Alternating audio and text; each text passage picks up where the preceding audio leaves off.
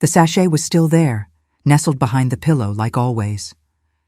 I'd tucked it there weeks ago before the hospital stay. Lavender and a hint of chamomile, the scent that made me feel settled.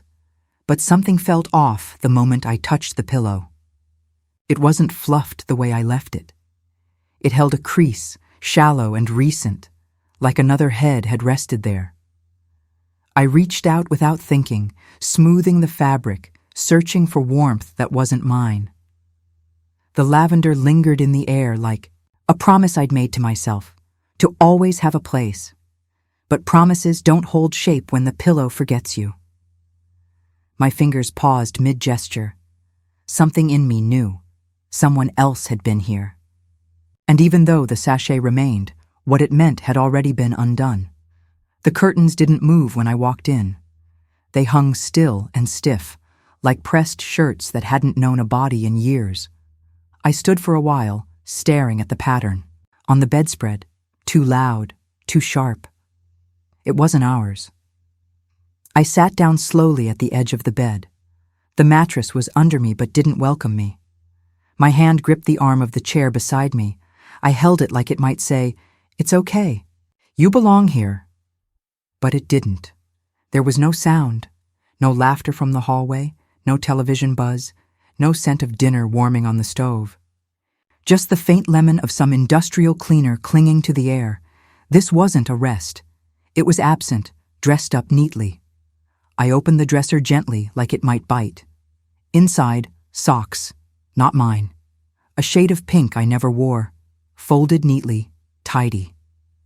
Like someone planned to stay. I stared for a long while. My hands hovered over the edge, not touching, just remembering. I used to place my sweaters here, one by one, always bottom to top. Harold used to tease me for that. I turned to the mirror behind it. My reflection met me slowly. The lighting was soft, but it didn't flatter. I looked small, faded, like a postcard no one had mailed. I wasn't sure if I wanted to cry or apologize for coming home. They used the word temporary. I repeated it in my head until it lost all meaning. Temporary. But I hadn't loved them on a lease. I gave my years, my energy, my warmth freely. I cooked their meals, folded their laundry, stitched up their arguments with patience.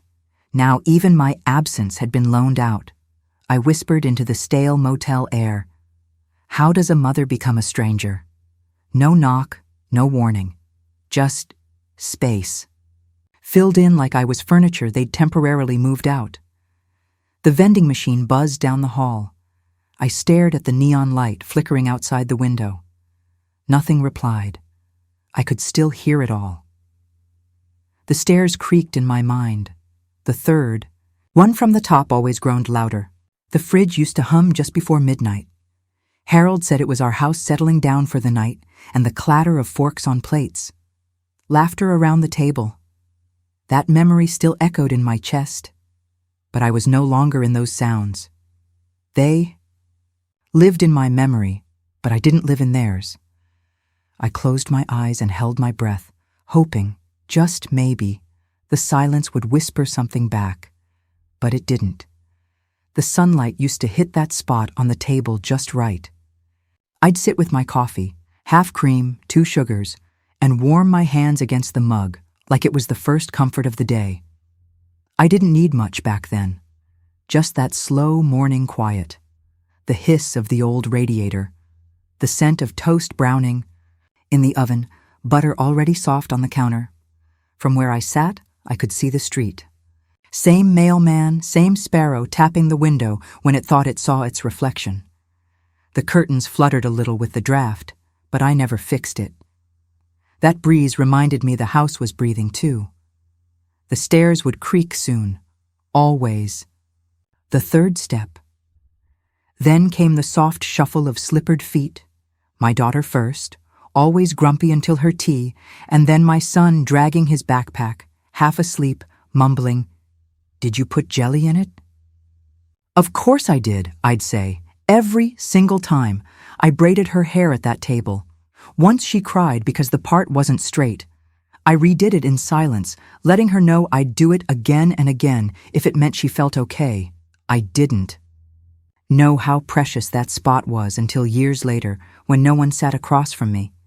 But back then, with the morning sun touching my fingers, I felt like the whole world was within reach. Warm, soft, mine. And I didn't even know to say thank you. It, too, had been weeks, but I still hadn't moved his sweater from the hook. That morning I took it down without thinking. It was heavy in my hands, like it remembered the weight it once carried. The sleeves dropped just like Harold's shoulders used to after a long day. I brought it to my face and breathed in. Faint cedar, a whisper of old spice. Time had faded. But not completely. I could still find him there, tucked into the threads. I sat in his chair, his favorite one near the stove. He used to hum when he stirred the pot, off-key but full of heart. I closed my eyes and let the silence fill in the tune. The house felt too wide now, too hollow. But that chair, that sweater, they still wrapped around me like he used to when the coffee brewed too strong. Grief doesn't leave. It just softens. And some mornings, it feels like love's echo coming back to sit with you. I was stirring soup when the papers came out. The broth had thyme, chicken, and too many memories to measure. My daughter stirred too, across the stove, careful not to make eye contact. My son-in-law set the bowls, 3 instead of 4. He always forgot Harold's wasn't needed anymore. I wiped my hands and reached for the pen. No lawyer, no notary, just family. You sure? My daughter asked softly, avoiding the steam. I nodded. It's just a house. You need it more than I do. But it wasn't just a house. It was 27 years of burnt toast, birthday banners, arguments over paint colors, and Sunday naps. I was handing over something sacred, but I wanted them to feel rooted, close, needed. I signed while the soup simmered. She poured it into bowls and said, "Thank you, Mom," but not like she understood. I didn't mind. Giving has always been my language. I filled my own bowl last and sat with them, pretending it was just another meal. But something had passed that day. Not just property, presence, and I hoped they'd remember that. The tree was smaller than the ones we used to drag in, but it sparkled just the same. My granddaughter hung a candy cane with both hands like it was glass. Her little voice sang off-key with the record player's old carols.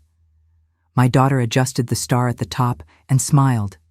"Still crooked," she laughed. I used to say that, too.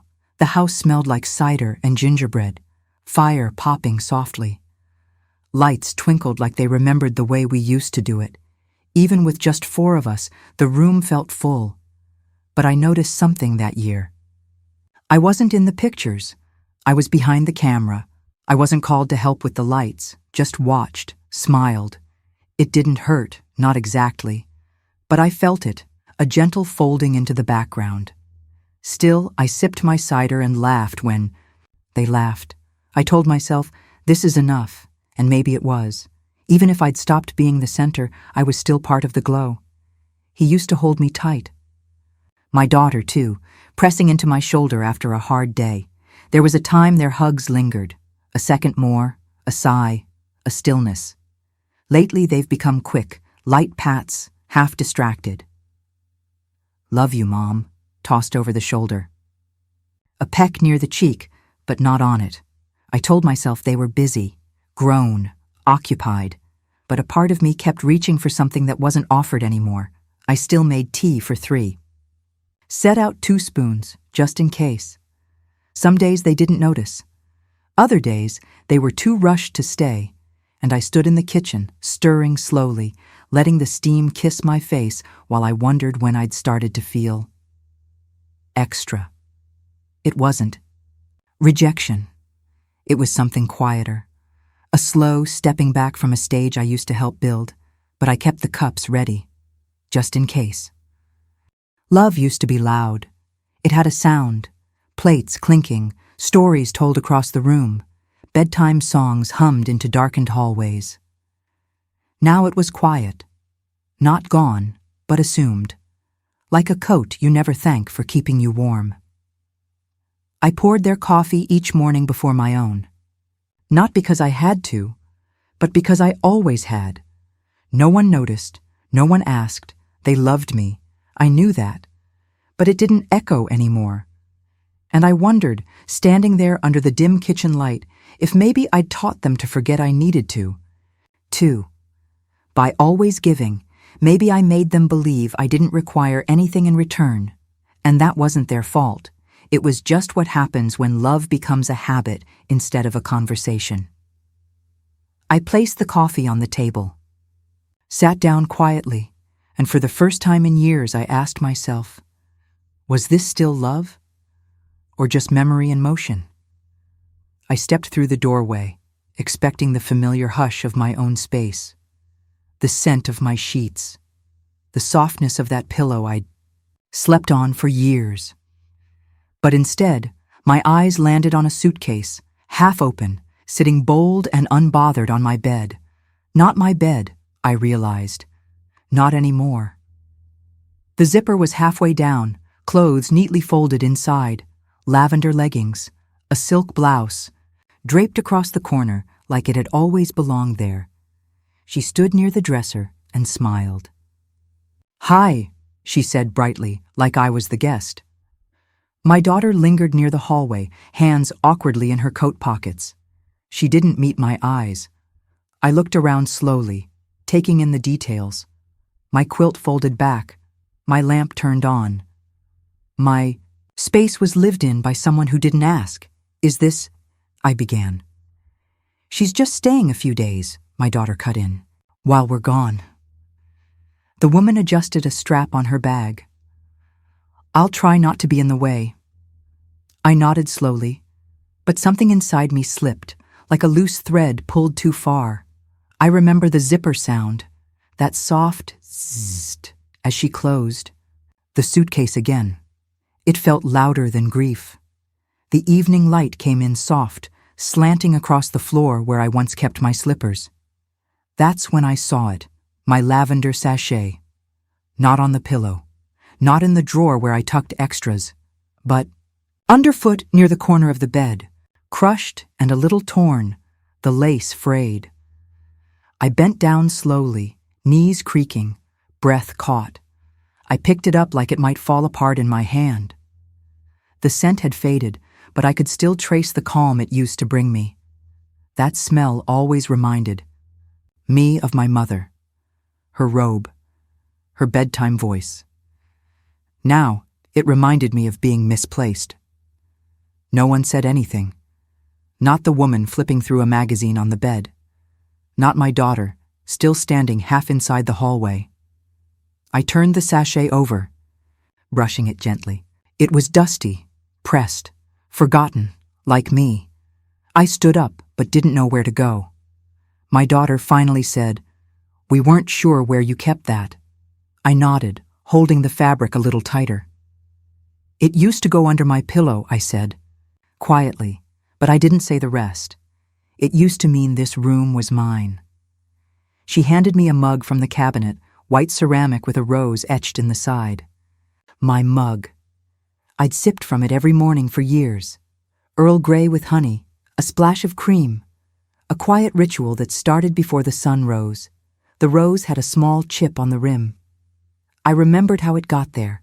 Harold knocked it once with the sugar spoon and apologized for weeks.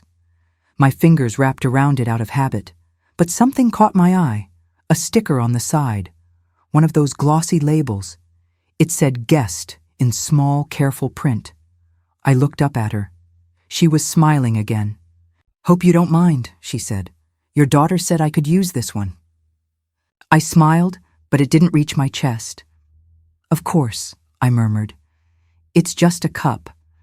But it wasn't. I brought it to my lips and took a sip. The tea was warm, a little too sweet. But the taste I remembered was missing.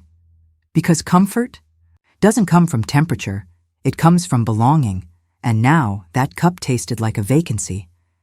She gestured toward the pull-out couch in the living room. Her voice was low, laced with what she probably thought was kindness. "Just for a few days," she said. "We figured it'd be cozy out here." Cozy. The couch groaned when I sat. I ran my fingers along the armrest. Rough fabric, unfamiliar stitching. The cushions didn't dip where I expected them to. I looked across the hallway, into my old room. She, the guest, was already fluffing my pillow. Her earrings hung from a tray I used to keep cotton balls in. I tried to say something. I really did. But my daughter was already walking away, saying something about towels and the Wi-Fi password. I sank back against the couch. The smell of takeout wafted in from the kitchen, something garlicky and greasy. It stuck in the air like a conversation that hadn't happened. I turned toward the window. It was dark now. The blinds were crooked.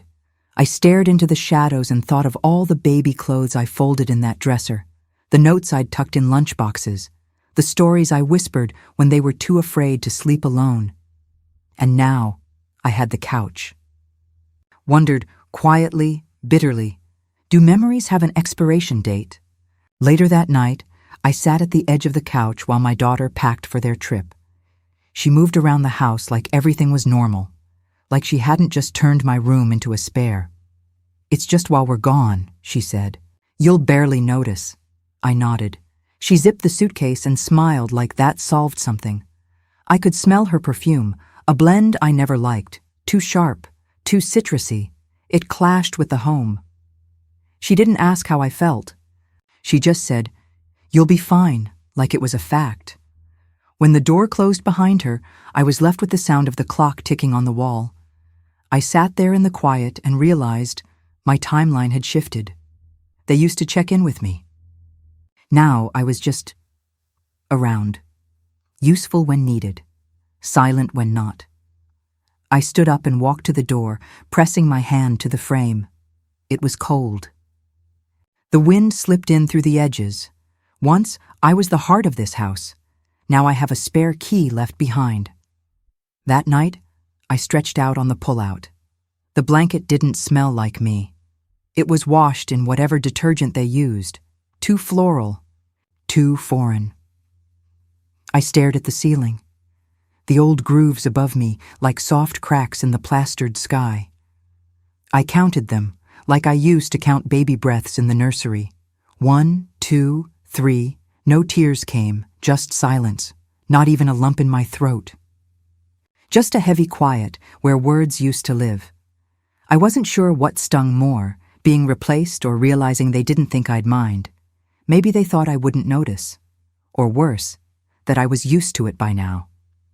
I tucked the blanket under my chin, even though it didn't warm me.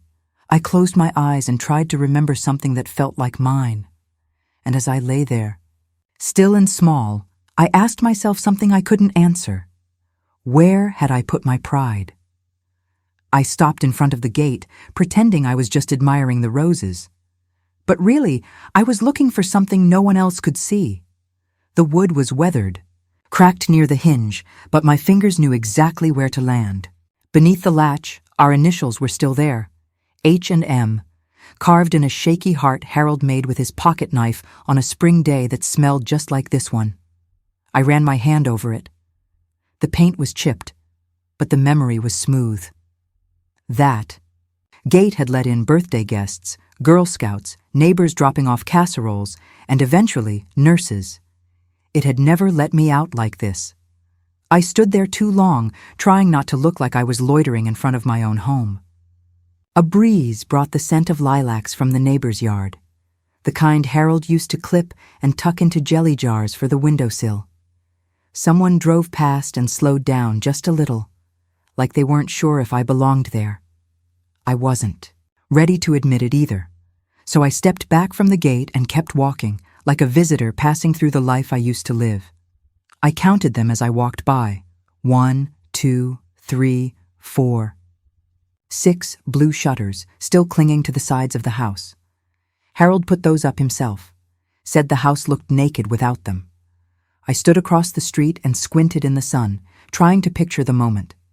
Our son sat on his shoulders, tiny hands clutching Harold's hair as he hammered the last one in. I took a photo. Somewhere in a drawer, it still exists. The paint was chipping now, faded at the corners, flaking under years of weather, but they were still there. Just like me. I reached out, not physically, but inside, trying to touch the way we built things with our hands. When building meant something, we didn't have much, but every nail we drove into that house felt like a promise. Now it felt like the promise had outlived the memory. A bird chirped in a nearby tree, quick and loud. I blinked, pulled back into the present. The shutters didn't move, but my heartbeat did. It was strange to stand outside something you once built and not know if you were allowed to walk in. Through the living room window, behind the curtains, edge, I saw it, the wallpaper, soft pink roses winding up the wall, spaced just so. I picked that pattern after our 20th anniversary. Harold said it looked like something out of a garden dream. They never changed it. And yet, it looked like it no longer belonged. Edges curled slightly at the seams. A thin line of dust clung to the corners where the vacuum didn't reach. Still, it bloomed, quietly, like I once did in this house. I wondered if they remembered why I chose it. If they ever stopped to see it, or had it become like background noise, unnoticed, unimportant, always there until it fades on its own. That wall had seen birthday banners, crying toddlers, spilled coffee, and my back leaning against it on hard days, and now? Now it stood there like I did, familiar, but no longer asked for. The wallpaper whispered my name that day. I don't know if anyone else heard it, but I did. I sat on the old bench near the school crossing. Harold used to wait every Tuesday when the kids were small.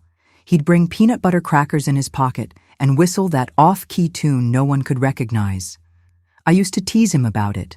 That bench had seen decades, peeling paint, carved initials from students too, and loved to whisper. I didn't have a reason to be there. The grocery bag beside me was light, almost empty. But I sat anyway. I closed my eyes and let the breeze brush against my cheek. Somewhere, a child's laugh echoed in the distance. I used to hear that every day.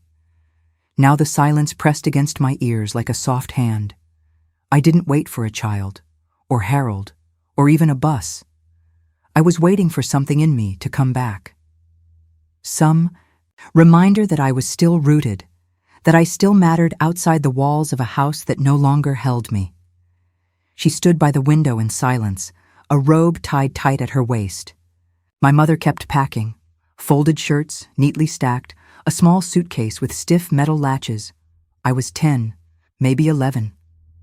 I remember the scent of starch and old cologne, the kind my grandfather wore. Grandma didn't argue, didn't cry. She just stood there, eyes on the yard. Slippers barely whispered against the floor when she finally turned and walked away. No protest, no scene, just gone. I promised myself, that day, that I'd never let it happen to mine, that I'd never be the one standing in silence while bags were zipped behind me. But promises are quiet things, and now I was the one in the robe. Not watching the window, but standing in front of it, waiting for someone to notice I hadn't spoken. I swore I wouldn't repeat the silence. But maybe silence is inherited, passed down like heirlooms we forget to label. I stood at the edge of her driveway, keys clenched in my hand. The sunlight hit the pavement in gold streaks like it was trying to soften the moment. It didn't help. Wind chimes tinkled on the porch. I bought them for her last year. She said they were too loud. They sounded just fine now. That's when I saw it. Me, not standing there, but back in my grandmother's slippers, my mother's tight smile.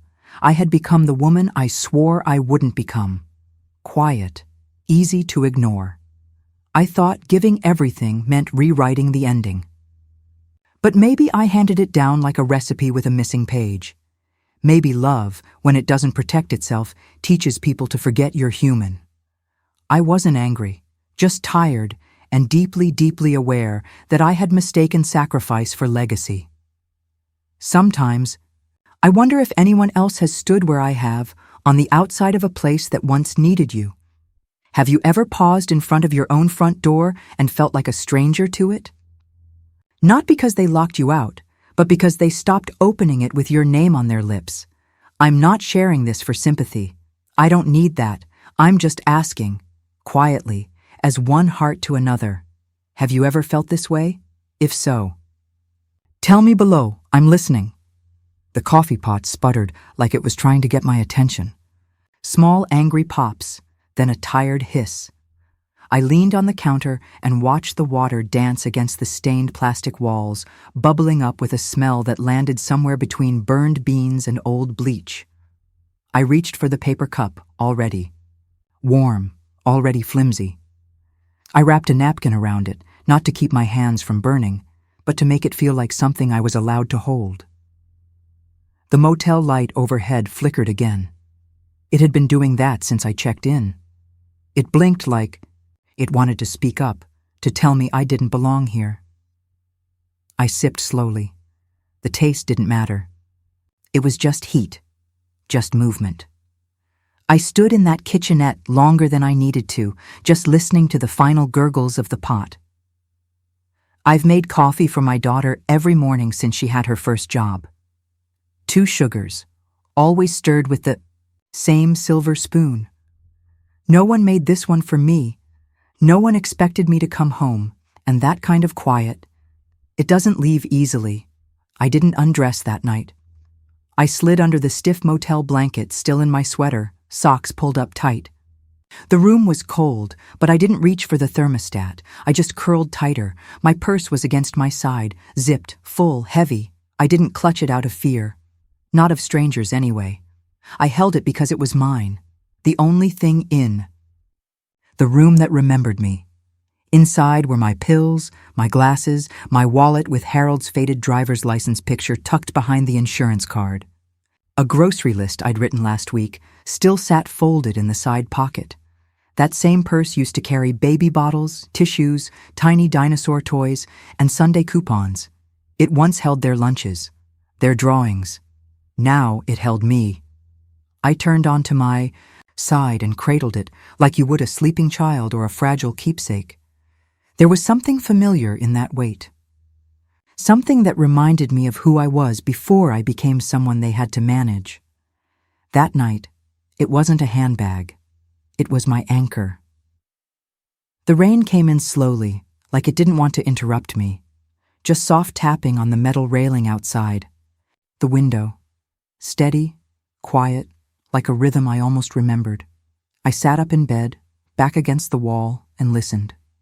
Not to pass the time, not to fall asleep. Just to listen. Harold used to say that rain was heaven sighing. When we were young, he'd sit with me by the window and tell stories over the patter of a storm. God's just thinking out loud tonight, he'd say, warm hand resting over mine. But tonight, it didn't sound like thoughts. It sounded like goodbye. Goodbye to the kitchen sounds, to the footsteps in the hall, to the breath of the house that once called me by name. The rain didn't beg to be heard. It just was, and for a moment, I let it keep me company. The ceiling had turned yellow around the edges. I traced the stains with my eyes like they were stars I was trying to name. One line curved toward the vent, another split like a road I used to drive with Harold. I stared up until my eyes blurred. Not from tears, those hadn't come yet. Just from the weight of trying not to blink. Back home, my granddaughter's nightlight would be casting soft shapes across her ceiling. I used to whisper stories through her door. Soft animal tales, silly rhymes. Sometimes, just humming until her breath slowed. She never needed much, just the sound of me nearby. Now I wondered if she noticed it missing. If bedtime came and went without her asking, "Where's Grandma?" I closed my eyes and tried to picture her bunny, the one with the button eye. I could still feel its softness in my hands from the time I stitched its seam. But the quiet of this ceiling didn't want my stories. It only wanted my silence. The room smelled wrong. Not just motel wrong. Not just stranger's soap or someone else's detergent. It smelled like rust, like old pipes trying to do their job, like soap that had been used to clean too many unfamiliar hands. Like something forgotten, left behind, and wiped down too late.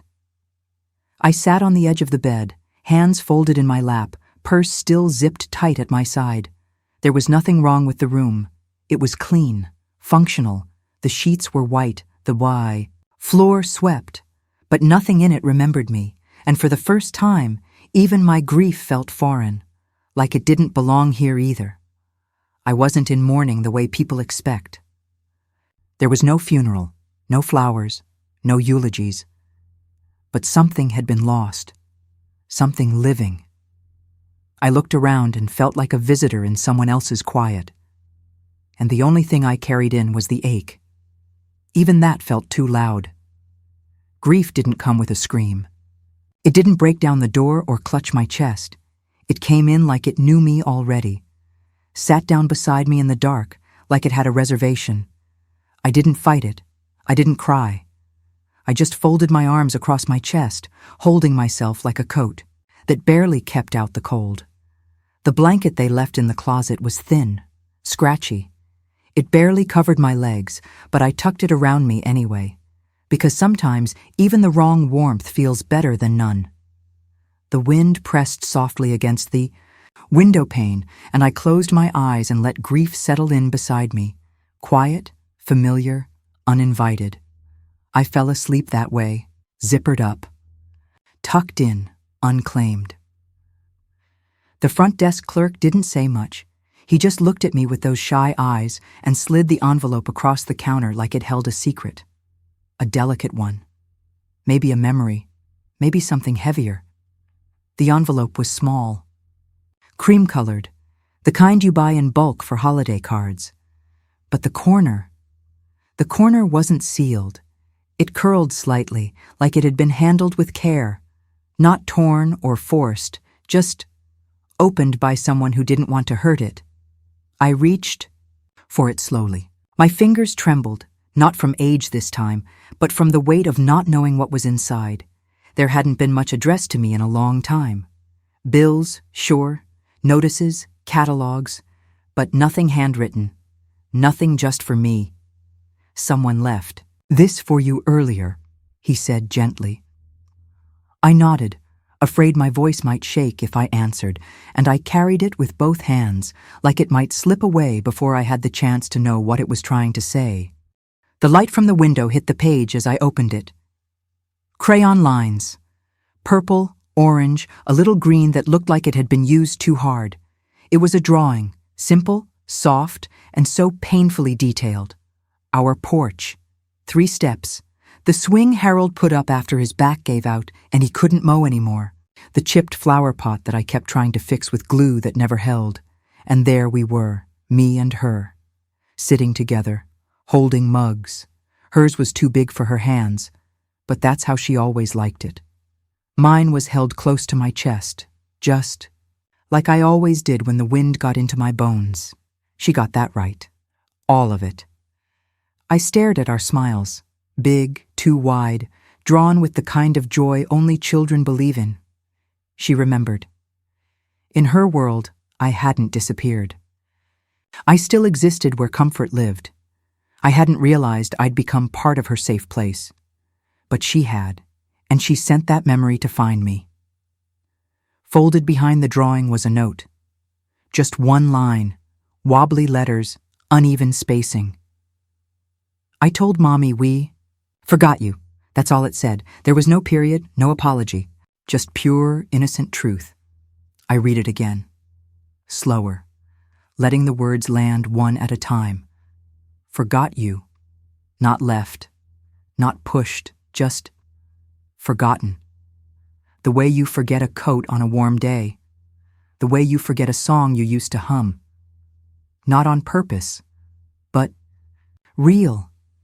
It rang inside me like a bell through fog, clear and disorienting all at once.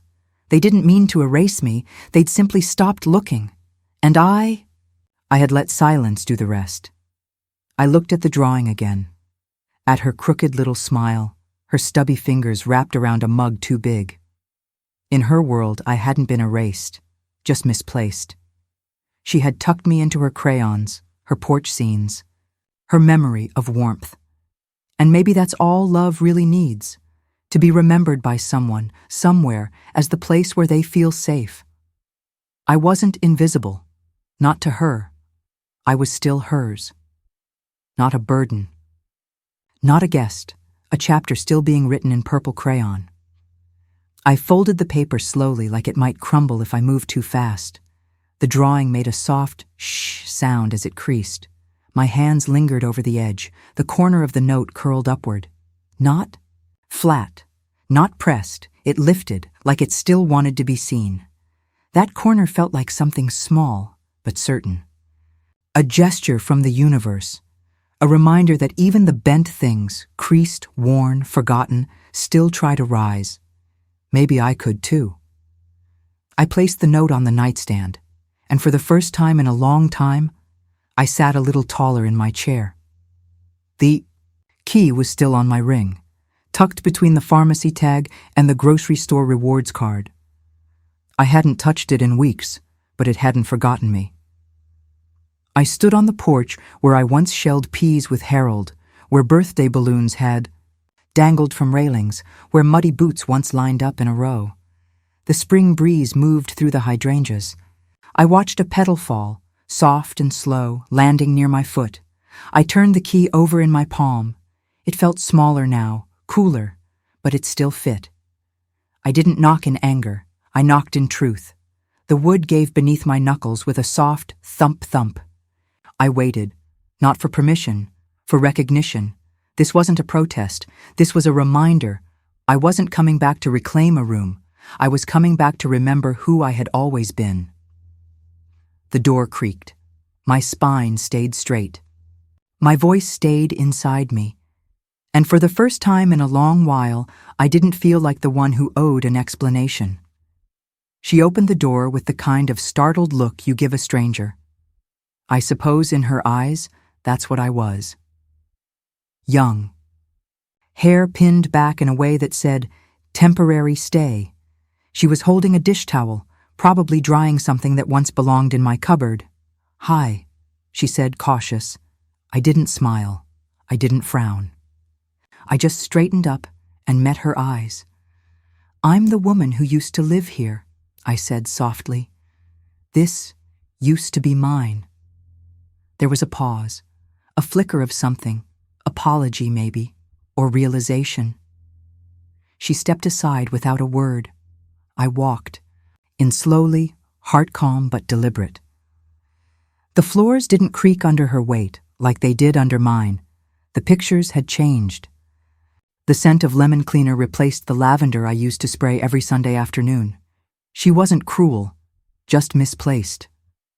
I was a stranger in the house I raised, but I still knew where the light switch hummed and how the front window stuck in spring. This house still remembers me. And that was enough. They came in laughing.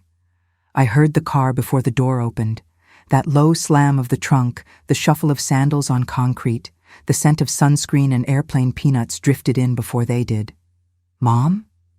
My son-in-law said, dropping a duffel by the wall. My daughter's smile faltered when she saw me. Not guilt, just confusion. No one rushed forward, no hugs, no, we missed you. I stood near the living room, hands folded calmly. The renter had already disappeared.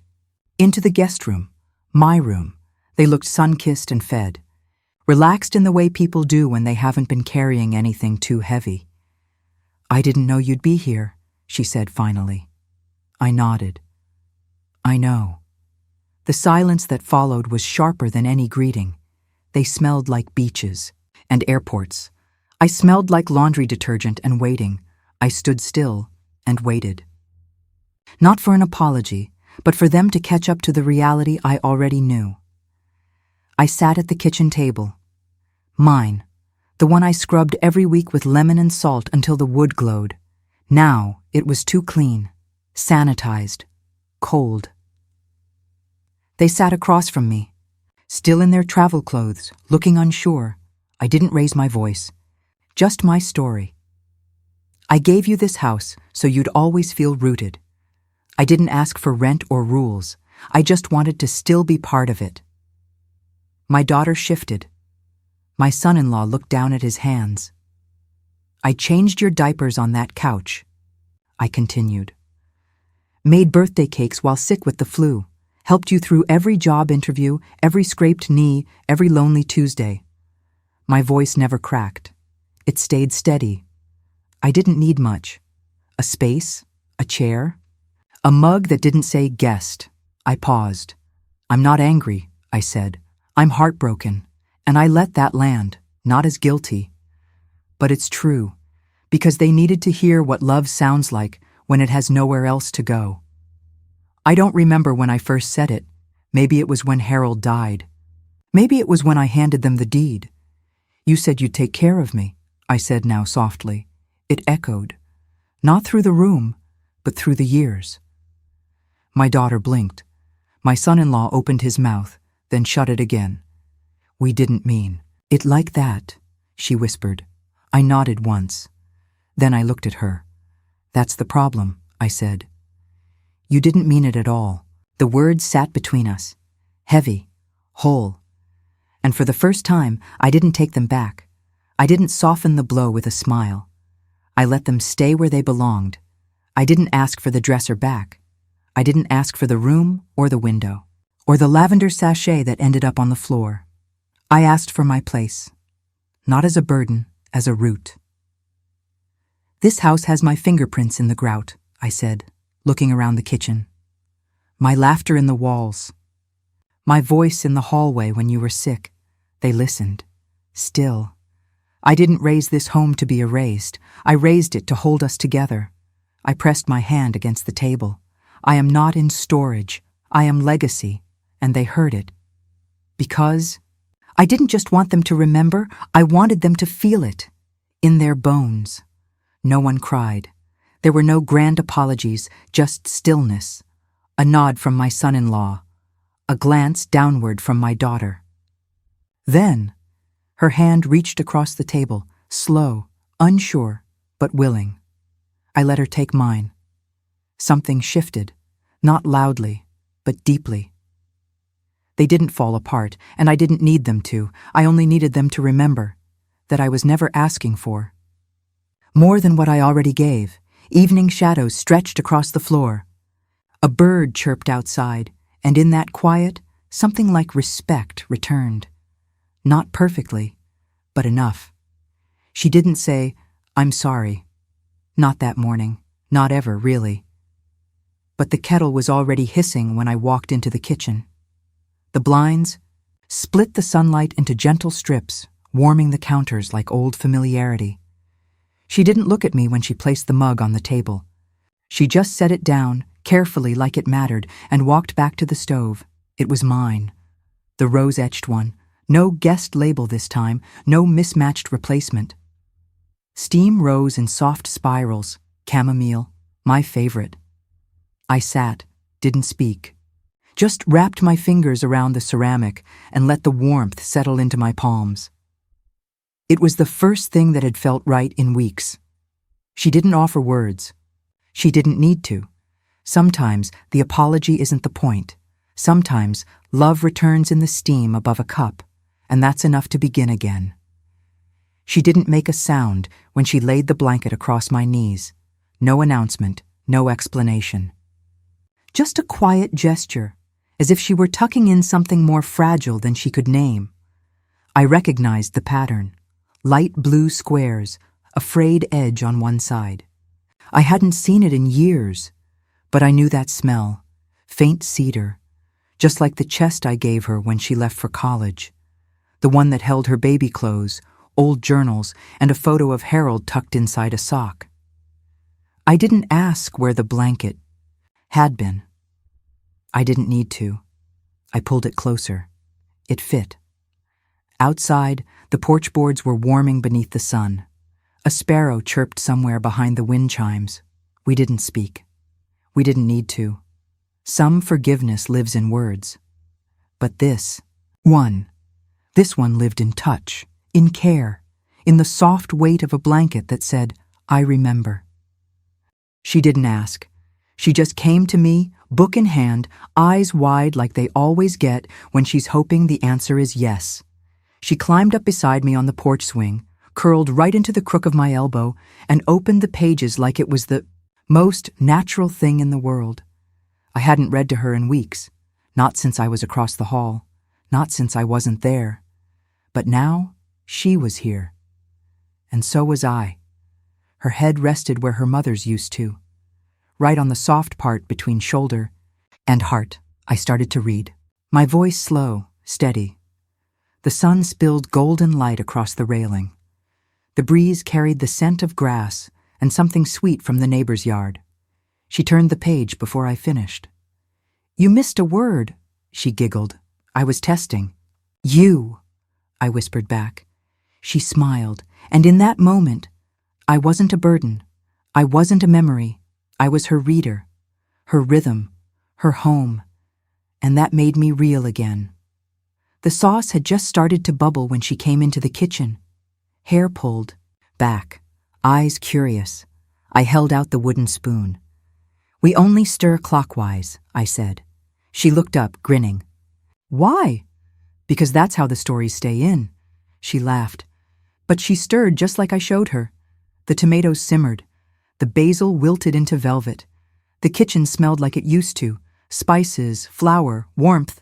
Her elbow bumped mine as she leaned in closer. "Can I add the salt?" 2 pinches. With purpose. She tossed it in dramatically. With purpose. I saw something spark in her eyes then. Something beyond the recipe. Connection. She didn't know it, but we weren't just cooking. We were stirring stories back into the kitchen, and in that moment I didn't feel like I'd been forgotten. I felt passed down.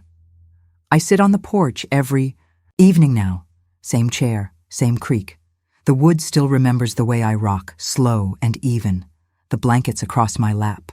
The tea, still warm in my hands. Inside, I hear them. Dishes clinking, silverware rattling, footsteps against the tile. They don't pass by me anymore. They pause. My daughter leans into the doorway now and asks, "Want me to bring dessert out?" I nod, smile. "Only if there's whipped cream." Sometimes I catch my son-in-law folding laundry in the living room, glancing through the screen like he's checking on more than socks. They don't say much, but they see me. And in those pauses, those brief, gentle pauses, I exist again. The sea. Sky turns peach, then lavender. The breeze shifts, and still, the porch chair rocks. I used to think love meant giving everything, all the time, until you had nothing left. But I've learned something now.